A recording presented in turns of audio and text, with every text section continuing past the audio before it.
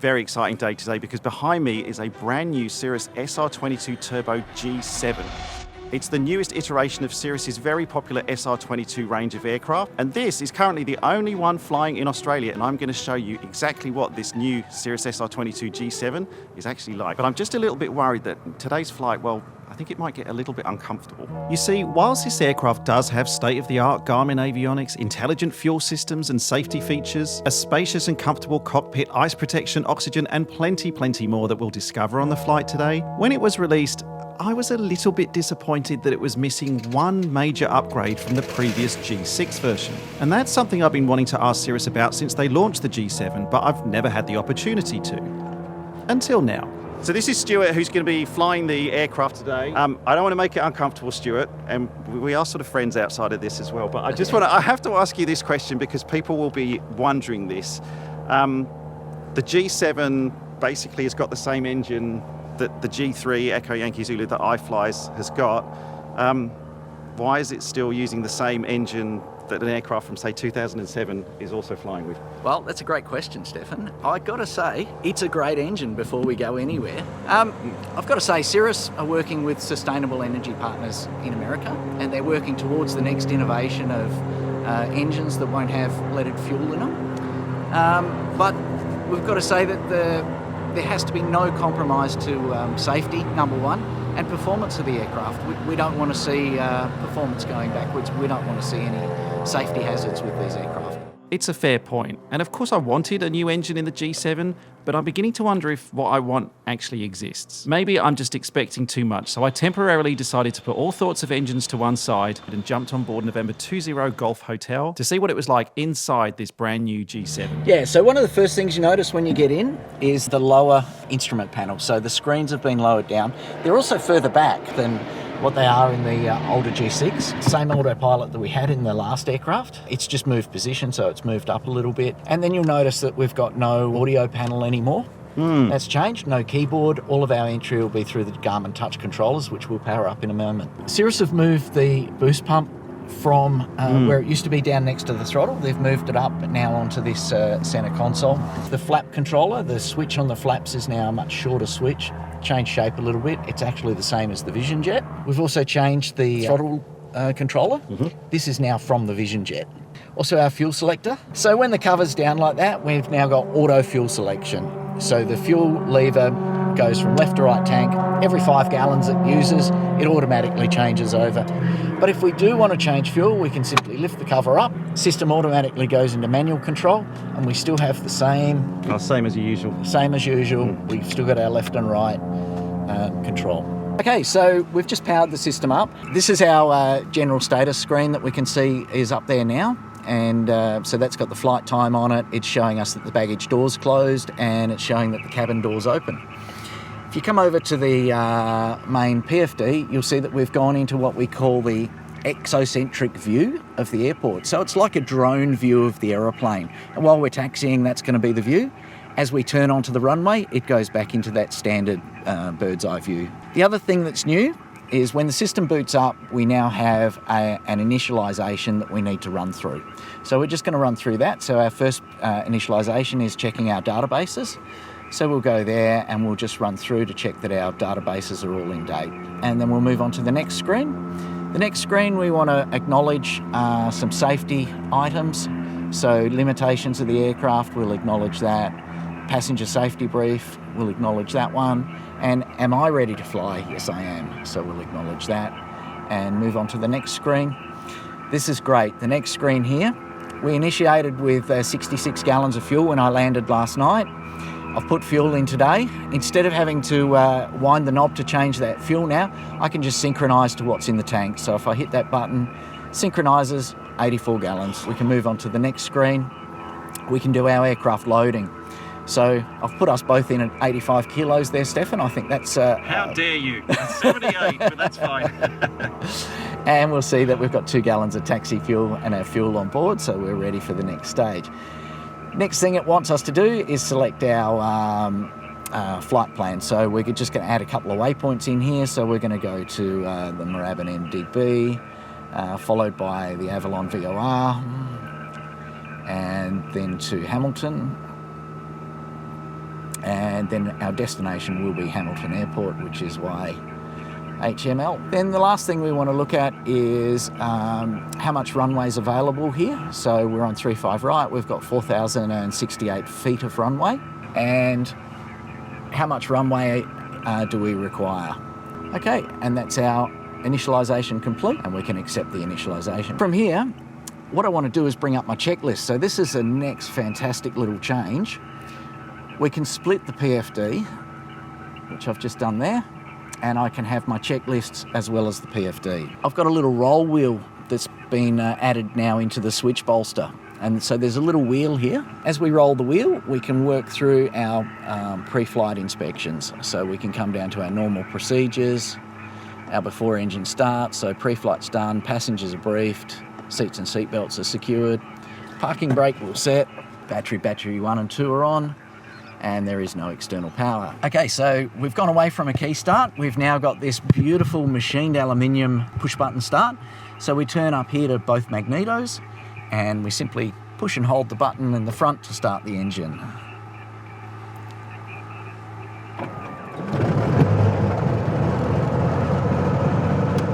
Transponder, we'll just come down here. Transponder 3000 for Moorabbin and enter. Flight controls free and correct. Oh, I did forget to show you something. Cirrus have taken from the Vision Jet and redesigned the yoke. It's got a wider top. It's got a wider top. The autopilot disconnect is now just tucked in a little bit. It's recessed, yeah, nice. And the push to talk is in a much nicer position, but actually the shape of the handle is a much nicer shape. Park brake ready, and we're ready to taxi. I got to say, the visibility over the top is far better, and I like really the way that good, the corners are sort of Yeah. sharpened off a little bit there. Bit more modern, isn't it? Yeah, so just sort of looking down, I guess as well for that perspective on the runway. If you're looking just off the runway centre when you're Yeah, landing, it's better visibility out there. And Stuart, this is the brightest aircraft on the airport as well. This is It's it's fantastic, such a the good colour. livery. Doors are latched. Oscar 3 Kilo, it's Monty. Centre console. 3000, Our switch covers are all set. 4247. Air conditioning we don't need today. Fuel quantity we've confirmed. Monty 84 gallons. 4247 and The 3000. fuel selector is closed and ready for automatic operation. Fuel pumps on boost. Mixture. Kilo and Monty We're at full reach for this morning. Oscar 6 Kilo, thanks. Flaps, we're going to set at 50%. If you notice here, your flap indicator, Yep. you'll see that's now in transit and it'll go green when we're in the right place. Could you tell Yankee we're ground taxi to holding point for our Alpha run-ups. 8. Cross 35 left, straight ahead to the So right 1700 to the apron. RPM, bring on our probe heat, and we get a rise in the alternator. We'll bring on our air conditioner, and we get a rise in alt 1. So we're happy there. And we'll check our mags. So we'll check our left mag. Okay, so we had about a 40 drop, back to both, and then our right mag, and the same drop. So back up to both, and happy there. So this is our status and info page. How many seconds did you want? If we bring up our fuel page, Okay, Juliet. you can see Oscar there Juliet, the green line we're drawing Juliet, from the Juliet. right-hand tank at the moment. Okay, Juliet. It gives us our engine temps and our fuel and all of our information about the fuel and engine systems. We can also bring up electrical power. So it tells us our battery 1, 73% capacity at the moment. It is charging, and our bus voltages are all good. We can also bring up our ice protection, and if it was switched on, it would show us there that it's switched on. Also it shows us the pitot heat, whether it's on or off. So if I turn on the pitot heat there, you'll see that we've got our probe heat on. Taxiing to 35 left, and we're going to go via Alpha. So we've programmed it in, and you'll see as soon as we start to taxi here, you'll see some nice lines that are showing us exactly where we need to go. Okay, so you can see over here now, Stefan, we've got our taxi, the purple line, and you can see that it's taking us down Alpha. And I reckon at night time as well, Stuart, this is going to come into play as well, because sometimes, you know, if you're not being able to see the taxiway markings as clearly, Yep. and you're in a place that you might not be familiar with. Yeah. November 20 Golf Hotel Tower. G'day, line up. Line up, 20 Golf Hotel.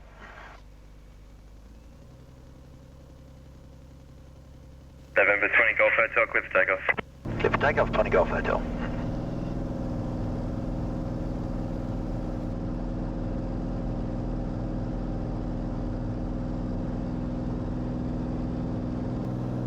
Clear of obstacles. over 90 knots and flaps coming up.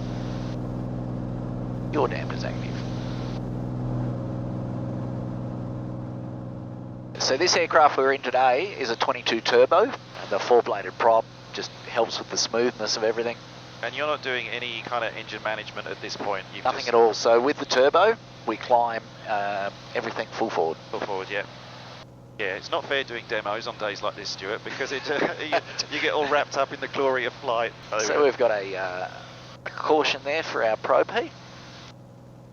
And we'll just turn the probe heat on. So what I like is the engine management. So we're now in our cruise. And as soon as we get to 30.5, we'll get an indicator telling us where to set our fuel. So we're at 30.5, and just here, it's telling us where the blue line is where we need to set our fuel burn. So we just bring our mixture back. There we go. And that's it? That's it. We're in cruise, 4,500 feet. Okay, and it's telling us we've got a fuel imbalance here, and it's probably because I initially filled the aircraft and it was probably out of balance a little bit. So what we can do is put the fuel selector into manual, and you'll see here it's now telling us that we're on manual on the right tank, and we'll just manually swap over to the left tank, and we'll burn, let's say, about 8 gallons off that before we swap it back into auto. That's smart. So it gives you an indication. You as the pilot are then responsible to Avalon approach, Avalon approach, November Lima India, Cessna 172, 2 miles north, Werribee south, correction to 1 mile north of Werribee. So in this aircraft we're equipped with satellite communication. So we've got a satellite phone, satellite text messaging, but we can also download all of our weather. You know, we've got SMSs, so we can we've got an inbox and an outbox. But we can bring up the weather. So we've got a weather page here. So the weather it's giving us, it'll give us an overlay of the radar. Do you want to start on?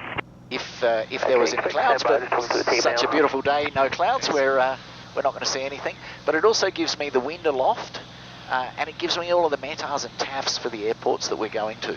If I bring up our flight plan and we look at our destination of Hamilton, Initially we're testing the western and we look at waypoint information, and we'll require one I can go to weather here, and I can look at the raw METAR. We can also look at a decode of that, and it actually breaks it down for us. We can look again at the raw TAF for that airport, and we can also get a decode of that. That is so useful en route, and that's via satellite, so you could be in the middle of the outback. Outback, yep, and it's always going to work and always give us that weather. And is this the boundary that you got around the outside? Is that the boundary of weather information that it's pulling down for you? I defined the coverage that I wanted. So I want the heading that we're on, and then I wanted to go 10 nautical miles either side of track, and we wanted present position, destination, and our flight plan. Those screens, I've got to say, like So as I clear. get older as well, I know. my eyesight is not quite. I've got my glasses in my pocket. I was going to say, yeah, but I'm not wearing them. And But are these bigger? Yes, so they're a wider Physically screen bigger screens, yeah. and a much better resolution on the screen. They're not touch screen. Not touch screen. Touch screen, yeah. So the only touch screens that we've got are the 2 Garmin touch controllers. We can turn this screen into a touchpad, so I can just scroll that chart around using the touchpad. And we can actually zoom in and out just with a finger squeeze like you're on an iPad. Stuart, when you said, because you said there's no comms panel, so how are you selecting between like COM 1, COM 2 for broadcast? Okay. You can see here we've got mic, and it's currently showing number 1. Yep. And we've got MON, which is monitor, and that's showing a number 1 as well. So I can monitor both COM 1 and COM 2 by just tapping on that, and now we're monitoring COM 1 and COM 2. If I want to swap between mic 1 and mic 2, you just simply tap on them. So the throttle quadrant, or the power lever I should say, is very similar to the Vision Jet. Yeah, it's actually... The layout... It actually comes from the Vision Jet. It comes from the Vision Jet, okay, so it comes from that. The layout feels very Vision Jet. Is this what this aircraft is designed for? Is it specifically for someone who's looking to go to the Vision Jet? Is that why you brought them closer together? I don't think it's anything specific about customers who want to go. Certainly a customer who was thinking of a Vision Jet, it's a perfect upgrade for them. Because they'll get used to these avionics and then move into the world of jet flying. It's designed for anyone who wants to travel and get away from those commercial airlines and, you know, move into an aircraft that's comfortable, it's easy to fly. What range would you have in a 22 turbo? What sort of altitudes can you cruise at? So the 22 turbo is certified to 25,000 feet. Right. We've got 5 ports of oxygen built into the aircraft, so anything above 12,000 feet we'll don our oxygen cannulas. The aircraft's fully equipped with flight and tone icing. So once again, weather conditions and anti-icing on the aircraft. You're going to get around 5 hours of flight time out of the aircraft. We're burning 18 gallons an hour, and again that's quite consistent throughout the flight envelope of the aircraft. We'd been flying around for about half an hour and I could already see why this aircraft would be a good option for pilots wanting to upgrade to a Cirrus Vision Jet in the future, or for someone just looking to buy a Cirrus for the first time. However, I wasn't sure whether this was an aircraft that would be worth considering for an existing aircraft owner, someone like me who owns an older model Cirrus. Mine was made back in 2007. I put this question to Stuart and he decided to answer it by showing me some of the new G7 safety features that older aircraft like mine just don't have. So we've got 150 knot flap extension speed in the aircraft, and we've got an indicated airspeed there of 154. So if I put down my first stage flap, in your aircraft the flaps will actually come down. They will. In this aircraft, if I turn it on, I get a flap airspeed inhibit caution. And you'll notice that the flaps have not come down. Yeah, mine would be somewhere down there in a field by now, probably. Yeah. So we can see here that we've selected 50%, the flaps are just not going to come down. So if you knock that by accident, yeah, no, it's going to manage it for you. That's right. Very smart, and they've also put a flap inhibit for putting the flaps up. Oh, if you're too slow? If you're too slow. So if we just slow the aircraft down a bit here, flaps have deployed, and we're now at 50% flap. You'll also notice here that the barber pole has now come to 150. So our maximum speed with that flap extension is 150. Once again, if I try and put down the next stage flap, they're not going to come out. I've got an inhibit as we're just too fast for that flap extension. Instrument pilot's in really bad weather conditions. He's on an instrument approach and he's slowed the aircraft down, but he's busy thinking, I'm not going to get visual here. Where am I going to go? And the aircraft's going to get very slow here, and it's going to go into a stall situation. And we don't want aircraft to stall. It's pitching up. And the aircraft's pitching up because we're in straight and level. We've now got a minimum speed warning. We're getting a CAS warning that we're at minimum speed. And we've gone into a stall. The stick shakers. Oh, wow. And the underspeed protection is actually now pitching the aircraft forward to a minimum speed that it's right on the edge of the stall warning. So it's actually not stalling. And now, so it's just holding that. It's just holding attitude. that underspeed protection, and it keeps on telling us airspeed. It wants us to put some throttle in or do something about this situation. So we'll put some right rudder in and we'll bring our power back up. And what will happen here is the aircraft will do a maximum performance climb back to the altitude that we were holding at. So it's going to eat up all that additional power that you're giving it and trading it for altitude now to get you back up again. And that stick shaker is very noticeable. Oh, like, you're not going to... You're going to know. Like, I'll be honest, I knew there was a stick shaker and I knew your demo it and I thought it might be like your iPhone vibrating. But no, it's a distinct... You can almost feel it sitting in the seat as well, so it's going to wake you up. We also have overspeed protection. So if we're in a descent down to our airport that we're going to and we don't bring the throttle back, the aircraft won't overspeed. So it'll actually pitch the nose up into a shallower descent and give us a warning. I'm just going to take off the autopilot and I'm going to come around to about a 55-degree bank to the left. All right. So we're in total manual control here. And at that point, the autopilot's actually kicked in and it's actually fighting me. And it's fighting me to bring the aeroplane back into a normal... If I let it go, it's just pushed that back in. Now, so it won't let you go past those double bars. The other thing that's going to happen here is I'm going to hold it outside of what we call a normal flight envelope. And while I'm doing that, the aircraft's got a bit of a timer going on. And what it's going to do, it's engage the autopilot in what we call a level mode. So it's wings level, altitude hold. We were starting to get close to Hamilton Airport and Stuart demonstrated a few final autopilot features off the G7. All the pilot has to do is hit the blue level button. We had a quick chat about cup holders. We've also got these beautiful new side panels that have got an inbuilt cup holder. But then it was time to set up for the approach into Hamilton Airport. So our approach is going to be the 35 LNAV VNAV, and we're going to go in via HA2SE. Our minimum was 1140. So we've got a preview here. So we're going to come in via HA2SE and conduct the approach. Mixture full reach, flaps to come, autopilot to come, and we've got no ice protection that we need to worry about. Okay, so we're at 4 mile final. We can bring down our final stage of flap. So we'll come right to the minima. Okay. Then we'll hit the go around button, sequence the autopilot, but we won't, the standard missed approach is to brake to the right. Yeah, no worries. You're just going to join the circuit. Yeah, we'll just join the circuit. Okay. And we're just coming up to our minimums now. There's our minimum. Alright, so we've hit the toga button, bringing our power up, feeding in a bit of right rudder, and we've sequenced onto nav, and I'm just going to sequence us onto flight level change. Hello, traffic. November 20 Golf Hotel is turning base, runway 35.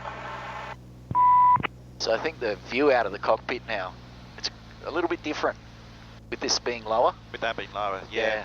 And I've noticed, especially out the sides as well, because you're sort of sitting right on where this corner is. Yeah. Hamilton traffic, 20 Golf Hotels, now turning final runway 35 for a full stop landing. Hamilton.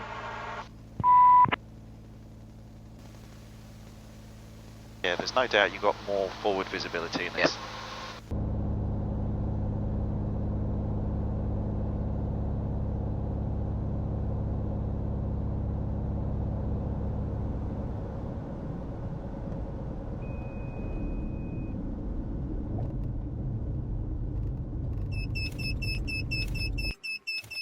It squeaks at you. Squeaks to tell me that I've left the mags on. So it's kind of hard to compare this aircraft to anything else, I'll be honest with you. If you're looking at that kind of single pilot, very IFR capable, piston-driven aircraft on the market at the moment, you've really got the SR22 and maybe the Diamonds. The DA62 is obviously a twin, so it's hard to compare it. The DA50 doesn't really have the performance and the specs that this aircraft does. So it's kind of difficult to compare this to anything else out there on the market, I'll be honest. And when this aircraft came out, I was a little bit skeptical about it in some ways because I think I just wanted a little bit more from it. My thing that I've realised is that I think as pilots, we always want more. We always want what we kind of can't have. And for what's available right now, if I was to choose an aircraft, if money was no object and I could basically pick any aircraft that I'd want to fly at the moment, it would be this one. It's clearly this one. It has everything that you would want in an aircraft in the style of flying that I do. Everything apart from that unicorn engine that I wanted. Maybe I'm just expecting too much from an aircraft engine, I'm not sure. But the one thing I am sure about though, is that this is an incredible machine that any pilot would be lucky to fly and even luckier to own. And I was really grateful today to get to fly the new G7 version of an aircraft that I genuinely, truly love. My only problem now though is I kind of want to paint my aircraft yellow. It's just, it does look good.